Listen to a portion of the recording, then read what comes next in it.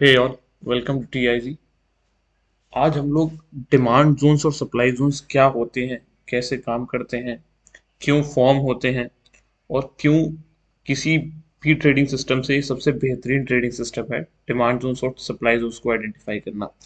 तो पहला क्वेश्चन है हमारे सामने, what are demand zones and supply zones. तो डिमांड जोन्स और सप्लाई जोन्स किसी भी चार्ट पर वो पोटेंशियल एरियाज होते हैं जहां पर प्राइस आता है और वहां से रिवर्सल ले लेता है। अगर डिमांड जोन है तो प्राइस ऊपर की तरफ रिवर्सल लेगा, और सप्लाई जोन है तो वहां से नीचे की तरफ रिवर्सल लेगा। सपोज प्राइस एक ऊपर की तरफ जा रहा है और ऊपर की तरफ सप्लाई जोन प्रेजेंट है, तो जैसे ही प्राइस उस सप्लाई जोन को हिट करेगा वहां से रिवर्सल ले लेगा। सिमिलरली डिमांड जोन के लिए भी वही है। प्राइस नीचे की तरफ आ रहा है, डाउन ट्रेंड में है, प्राइस डिमांड जोन में एंटर करेगा और ट्रेंड शिफ्ट हो जाएगा और प्राइस ऊपर की तरफ चला जाएगा। तो ये डिमांड जोन्स और सप्लाई जोन्स होते हैं। How and why these zones are formed on the charts? These zones are formed on the chart due to the balance and imbalance in the price, and reason for the formation of such zones are institutions. तो basically ये Jones बनते क्यों हैं? क्योंकि price में क्या होता है, बैलेंस और इम्बैलेंस चलता है। कभी प्राइस एक रेंज में होता है, कभी प्राइस मोमेंट में होता है। तो ये बैलेंस और इम्बैलेंस के दौरान ये डिमांड जोन्स फॉर्म हो जाते हैं। और डिमांड जोन्स को बनाने वाला कौन होता है? एस्ट्यूट इन्वेस्टर्स या इंस्टीट्यूशंस, जो बड़े प्लेयर्स होते हैं वो इन डिमांड जोन्स को बनाते हैं। तो what is balance and imbalance in the price? अब बैलेंस और इम्बैलेंस को समझने जाएंगे तो price remains in the balance form until it is forced by some external excitement or fear. So normal ranged candle on the chart shows the balance in the price, and abnormal extended candle on the chart shows imbalance in the price. तो normally price क्या होता है, एक range में रहता है, मतलब balance में रहता है जब तक उस पर कोई एक्सटर्नल फोर्स ना लगाया जाए। एक्सटर्नल फोर्स क्या होता है? एक्सटर्नल फोर्स क्रिएट किया जाता होता नहीं, फियर या एक्साइटमेंट क्रिएट किया जाता है बड़े प्लेयर्स के द्वारा। फियर या एक्साइटमेंट क्रिएट किया जाता है सो दैट पैनिक क्रिएट हो मार्केट में या एक्साइटमेंट क्रिएट हो और प्राइस में एक इम्बैलेंस हो। तो अगर आपको चार्ट पर कोई रेंज्ड कैंडल दिख रही है, छोटी कैंडल एकदम डे रेंज की हो सकती है, वीक रेंज की हो सकती है, depends upon the time frame कि किस टाइम फ्रेम पर आप चार्ट देख रहे हैं। तो उसमें रेंज कैंडल हो सकती है और एक्सटेंडेड कैंडल भी सिमिलरली उसी टाइम फ्रेम पर आपको मिलेगी। डेली टाइम फ्रेम पर भी होती है और वीकली टाइम फ्रेम पर भी होती है। तो ये बैलेंस और इम्बैलेंस होता है जो कि प्राइस में हमें दिखाई देता है। अब नेक्स्ट क्वेश्चन है कि why demand supply zones when support, resistance, price action, advanced price action, and number of trading systems are available on the for the trading. So support resistance is based on the single extension of line, and as a single line and as a single piece of paper could not define your future, the same way a single line can't decide price edge, and most of the chart patterns breakout fails. And if somehow your trade goes well, you will catch it when half of the move is gone. Demand supply zones are different case. It helps us to catch the bottom of the stocks, which gives very good risk reward ratio with a small stop loss.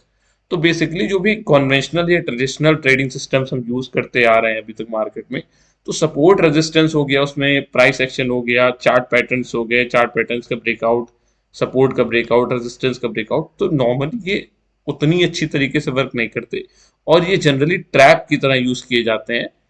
किसी को अगर माल बेचना है तो वो आपको buying करवाएगा वहां पर जैसे, और जिसको खरीदना है तो आपको जानबूझकर सेलिंग करवाएगा। तो ये बेसिकली फेक ब्रेकआउट्स, आपने एक टर्मिनोलॉजी सुनी होगी अगर आप मार्केट में काफी दिनों से हैं। तो ये इसीलिए होता है कि जानबूझकर ब्रेकआउट क्रिएट किए जाते हैं, उसमें 10 में से 3 ब्रेकआउट चले जाएंगे, लेकिन आपको दिखाए 3 जाएंगे, जो 7 फेल होंगे वो नहीं दिखाए जाएंगे। या हमारा माइंड वैसे काम करता है कि हम 7 इग्नोर करते हैं, 3 देखते हैं क्योंकि हम वो देखना चाहते हैं। तो basically demand zone supply zone के साथ ऐसा कुछ नहीं, हम एक जोन मार्क करेंगे, उस जोन में प्राइस के आने का वेट करेंगे और वहां से एक मूवमेंट पकड़ेंगे। सपोज आपने एक ब्रेकआउट के बाद एक मूवमेंट पकड़ भी लिया तो वो ज्यादा सस्टेन नहीं कर पाता, वो आपको 1:2 दे देगा, 1:1 दे देगा, इससे ज्यादा नहीं देता और ब्रेकआउट फेल हो जाता है या कंसोलिडेशन में चला जाता है price. But demand zones bottom catch करते हैं, वहां कैच करते हैं जहां से प्राइस बॉटम से रिवर्सल लेता है। जो कुछ भी मैंने आपको इस पे पढ़ाया है, अभी बताया है, मैं आपको प्रैक्टिकली बताऊंगा। तो डिमांड जोन्स और सप्लाई जोन्स क्या होते हैं, इसको देखने के लिए ये बेसिकली डिमांड जोन्स और सप्लाई जोन्स की पैटर्न्स हैं। आपको बस इन पैटर्न्स को याद रखना है। तो ऊपर के जो भी पैटर्न्स हैं वो डिमांड जोन्स हैं, और नीचे के जो भी पैटर्न्स हैं वो सप्लाई जोन्स हैं। तो पहला पैटर्न, ये रेड कैंडल जो दिख रही है, इसको डिमांड जोन सप्लाई जोन की थ्योरी में, इंस्टीट्यूशनल थ्योरी में ड्रॉप कैंडल बोलते हैं। और इस कैंडल को, बिग ग्रीन कैंडल को रैली कैंडल बोलते हैं। और जो एक रेंज्ड कैंडल है, जो मैंने बताया था बैलेंस इम्बैलेंस, उसको बोलते हैं बेस कैंडल। तो हम क्लियरली देख सकते हैं यहाँ पर प्राइस में क्या है, इम्बैलेंस है, बड़ी रेड कैंडल है। यहाँ पर प्राइस बैलेंस स्टेट में आ गया और अगेन एक इम्बैलेंस में आ गया। तो ये बैलेंस इम्बैलेंस का कॉम्बिनेशन बेसिकली एक जोन बनाकर जाता है, जो डिमांड जोन या सप्लाई जोन हो सकता है। यहां पर देखिए ड्रॉप, बेस और रैली, आखिरी में ग्रीन कैंडल है किसी जोन में, तो वो क्या है, रैली कैंडल है, यानी वहां पर डिमांड जोन है। सिमिलरली इस जोन को देखिए, रैली, बेस, रैली, और फिर इस जोन को देखिए ड्रॉप, रैली। तो ये तीन टाइप के डिमांड जोन्स होते हैं। पहला है ड्रॉप, बेस, रैली। ड्रॉप हम बिग रेड कैंडल को बोलते हैं, बेस रेंज कैंडल को बोलते हैं। इस रेंज कैंडल का कलर मैटर नहीं करता, इधर ग्रीन हो सकता है और रेड भी हो सकता है। तो और उसके बाद बिग ग्रीन कैंडल, जिसको हम रैली कैंडल बोलते हैं। तो ड्रॉप बेस रैली का डिमांड जोन, देन ये रैली बेस रैली का डिमांड जोन, आरबीआर का डिमांड जोन, उसके बाद डीआर का डिमांड जोन, ड्रॉप रैली का डिमांड जोन। इसके अपोजिट में सिमिलरली सप्लाई जोन्स होते हैं, बस उसके लास्ट में क्या होती है, रेड कैंडल फॉर्म होती है, red candle, again red candle. तो रैली, बेस, ड्रॉप, आरबीडी का सप्लाई जोन, डीबीडी का सप्लाई जोन, एंड ये आरडी का सप्लाई जोन, यानी रैली ड्रॉप का सप्लाई जोन। तो ये जोन्स होते हैं जहां पर हम इन जोन्स को आइडेंटिफाई करेंगे चार्ट पर, और हम समझेंगे कि प्राइस कैसे काम करता है, कैसे रिवर्सल लेता है इन सबसे। तो किसी भी चार्ट, किसी भी ट्रेडिंग सिस्टम में क्या होता है, टाइम फ्रेम होता है। टाइम फ्रेम बहुत मैटर करता है।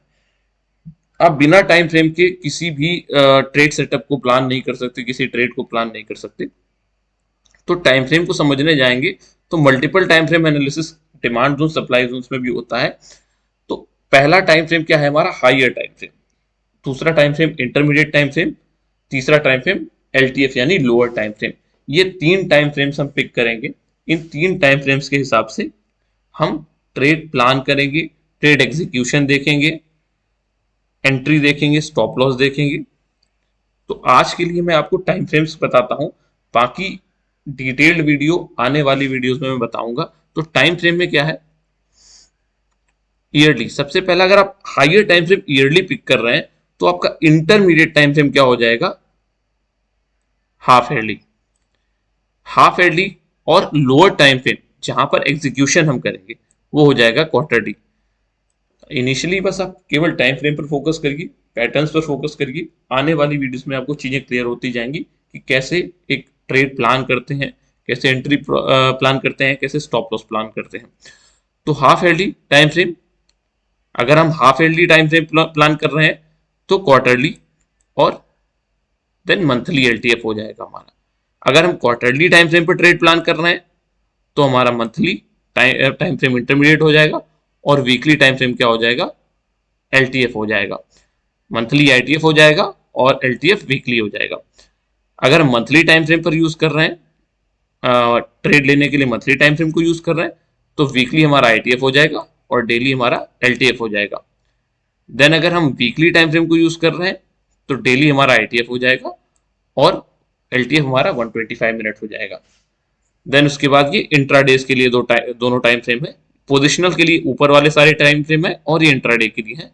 इनिशियली इंट्राडे टाइम फ्रेम से आपको दूर रहना है, क्योंकि जब आप डिमांड सप्लाई को मास्टर कर लें उसके बाद ही इंट्राडे के टाइम फ्रेम हम यूज करते हैं।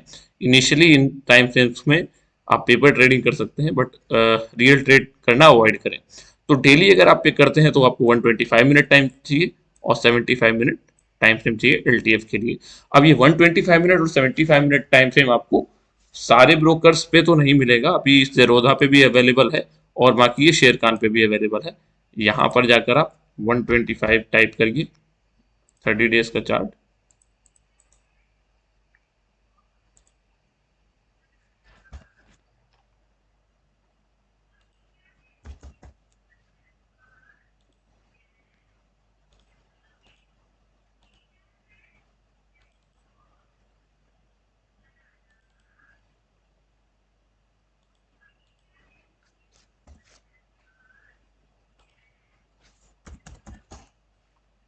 यहाँ पर देखिए 125 मिनट का टाइम फ्रेम आपके पास अवेलेबल हो जाएगा। ये आपको 30 डेज का प्रीवियस डेटा मिलता है शेर खान में, ट्रेड टाइगर जिसका नाम है, और जेरोधा में भी अवेलेबल है। तो ये टाइम फ्रेम हम यूज करते हैं डिमांड जोन सप्लाई जोन्स में। उसके बाद अगर आप 125 मिनट टाइम फ्रेम पिक कर रहे हो तो 75 मिनट आपका आईटीएफ हो जाएगा और एलटीएफ हो जाएगा 25 मिनट। तो ये था एक basic video demand zone supply zone के को लेकर। टाइम फ्रेम का बेसिकली यूज ये है कि हायर टाइम फ्रेम पर हम एक स्ट्रक्चर मार्क करते हैं डिमांड सप्लाई का, जो स्ट्रक्चर हमने यहाँ पर देखे हैं इन चार्ट पैटर्न्स में। Drop base rally, rally base rally, drop rally, rally base drop, drop base drop, drop rally drop. तो इन स्ट्रक्चर्स को हायर टाइम फ्रेम पर हम मार्क करते हैं। उसके बाद आईटीएफ पर हम ट्रेंड एनालिसिस करते हैं कि ट्रेंड हमारा फेवर में है या नहीं है, और एलटीएफ जो आखिरी हमारा लोअर टाइम फ्रेम पर है उस पर हम एग्जीक्यूशन करते हैं। तो चार्ट पैटर्न पर अगर हम देखने जाएं तो डिमांड जोन कैसे काम करते हैं, तो let me show you the example of bank Nifty.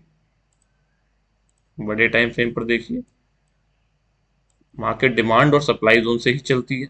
अगर हम मंथली टाइम फ्रेम यूज करते हैं, देखिए यहाँ पर रैली, बेस रैली का एक डिमांड जोन था।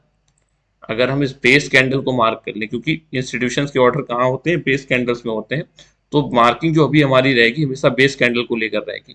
तो देखिए जस्ट प्राइस बेस कैंडल को छुआ 1 मार्च 2023 को और वहां से रिवर्स कर गया। ऐसा क्यों हुआ? क्योंकि बेस कैंडल्स में पेंडिंग ऑर्डर्स थे इंस्टीट्यूशंस के। सिमिलरली आप यहाँ भी देखने जाए तो रैली बेस रैली का डिमांड जोन है। यहाँ पर भी देखिए, यहाँ पर प्राइस आया और यहाँ से रिवर्स कर गया। तो डिमांड जोन सप्लाई जोन ऐसे काम करते हैं। ये बस एक बेसिक कॉन्सेप्ट है, आगे बहुत डिटेल में सीखना है कि कौन सा डिमांड जोन पिक करना है ट्रेड करने के लिए, कौन सा चलेगा कौन सा नहीं चलेगा, ये सब एनालिसिस में है। आगे आने वाली वीडियोस में बताऊंगा। तो अभी के लिए इतना ही। टाइम फ्रेम एनालिसिस हमने देख लिया, स्ट्रक्चर देख लिए, और बेसिक हमने समझ लिया कि डिमांड जोन सप्लाई जोन होता क्या है। तो अगर आपको ये वीडियो अच्छी लगी तो लाइक करिए, शेयर करिए एंड सब्सक्राइब करिए। Thank you.